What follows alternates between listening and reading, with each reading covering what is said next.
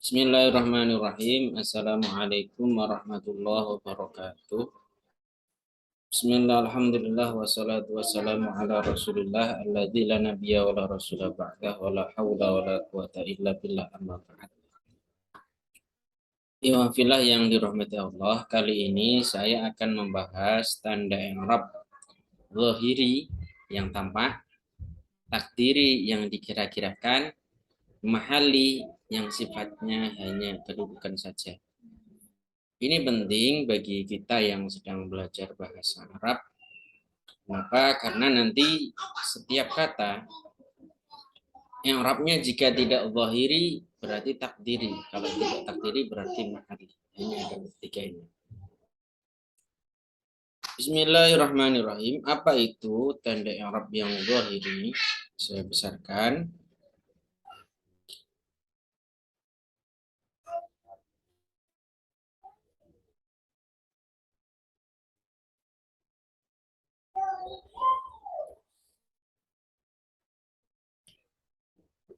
Tanda i'rab dhahiri itu intinya tanda i'rab yang terlihat. Jika rofa ya berarti ada dhammah, wawu, alif, dan nun ya seperti yang ada di sini. Dhammah, wawu, alif, dan nun. Ini ya.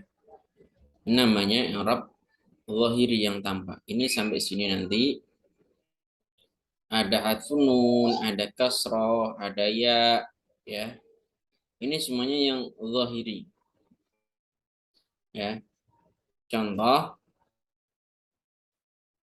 Qoma Zaidun. Nah, ini bertempat di mana dulu? Yaitu di ini kalimatun kata-kata al-mu'rabatu yang mu'rab. Ya, dia bertempat pada kata yang mu'rab. Alladzi yumkinu yang memungkinkan idkhalu alamatiha memasukkan tanda-tanda kalimat tersebut al-zahirati yang zahirah yang tampak ya seperti wawu, alif, nun, fathah dan tanda-tanda i'rab lainnya yang biasa kita pelajari itu. Contoh lafadz qama Zaidun. Zaidun di sini kalau ditanya i'rabnya apa? Rofa atau marfu. Kenapa kok rofa atau marfu? Fa'ilun, kedudukannya sebagai fa'il. Karena posisinya dia sebagai fa'il. Kemudian tanda rofanya apa? Ini ad-dhammatu adh-dhahiratu. Ya. Dhammatun dhahiratun, yaitu dhammah yang zahirah, yang tampak, yang terlihat. Mana? Ini terlihat dhammahnya ini.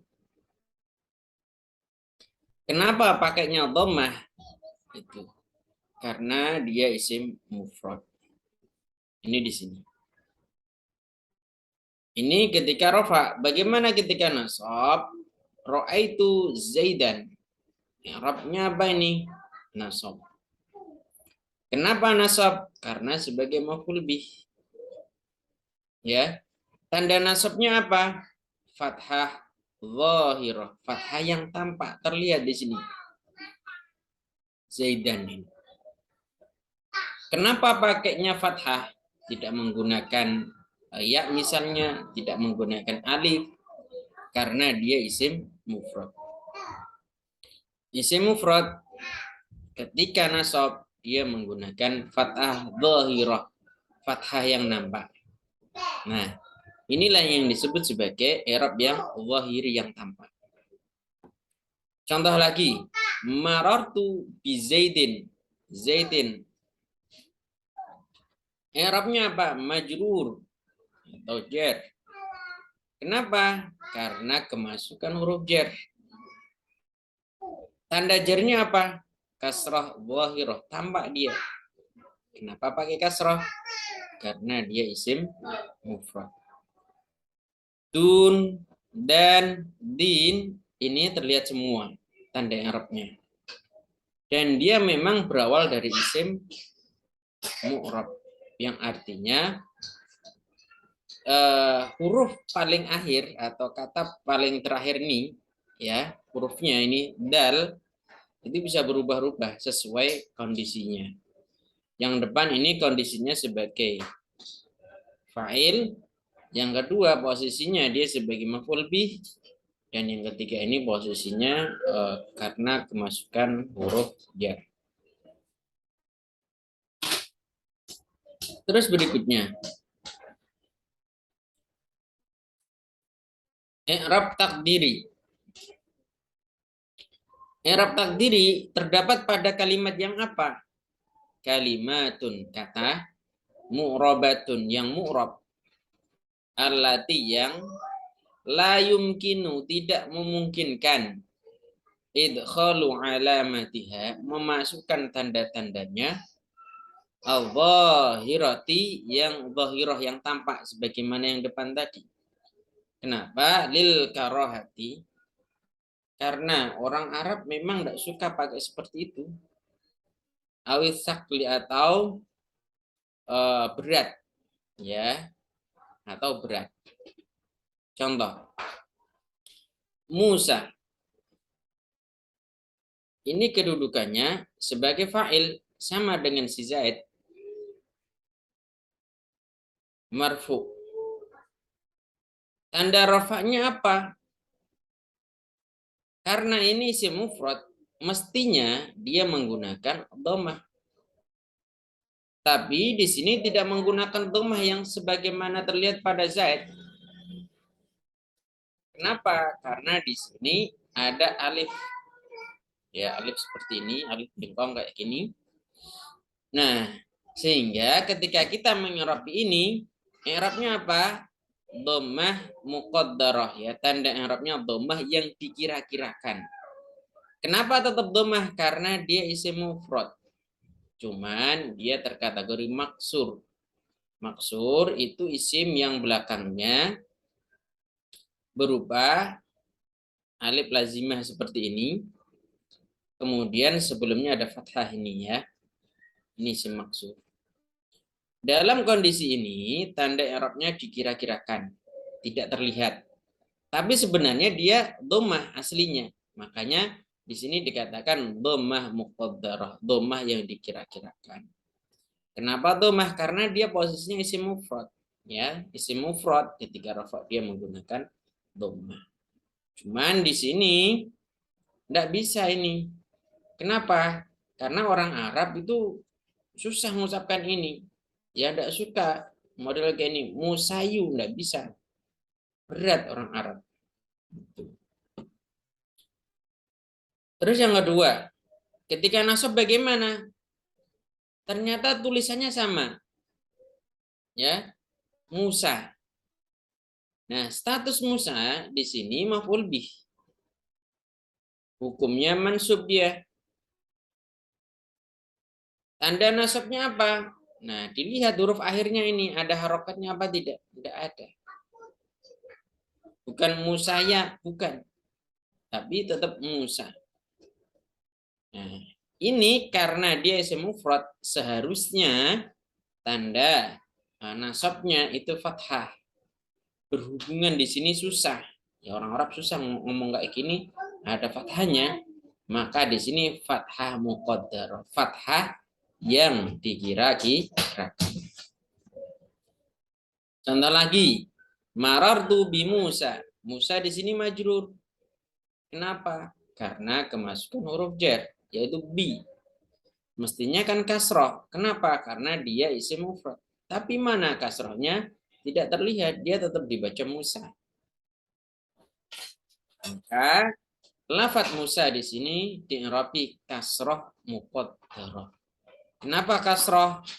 Nah, karena posisinya dia majrur dan isim mufrad. Isim mufrad ketika majrur dia menggunakan kasroh. Cuman di sini tidak bisa ditampilkan sehingga hanya dikira-kirakan. Baik Musa yang pertama maupun Musa yang kedua atau yang ketiga ini semuanya muqaddarah. Ya, muqaddarah. Artinya hanya dikira-kirakan saja. Meskipun penulisannya sama, tapi i'rabnya berbeda. sehingga nanti pemaknaannya juga berbeda. Yang ini Musa pelaku atau fa'il, qama Musa, Musa telah berdiri. Ra'aitu Musa, ini sebagai objek, ya. Aku melihat Musa. Marartu bi Musa, ini majrur, ya. Seperti itu. Terus yang terakhir yaitu i'rab mahalli. Apa itu i'rab mahalli? Mahalli itu artinya kedudukan. Memang dia tidak memiliki tanda i'rab, ya. Ini terletak pada apa? Yang pertama isim mabni, ya, atau fiil yang mabni. Intinya yang mabni. Kenapa mabni? Karena mabni itu tidak berubah huruf akhirnya meskipun berbeda-beda kedudukannya. Atau nanti di jumlah, bisa jumlah ismiyah, jumlah fi'liyah. Nanti pakainya i'rab mahalli.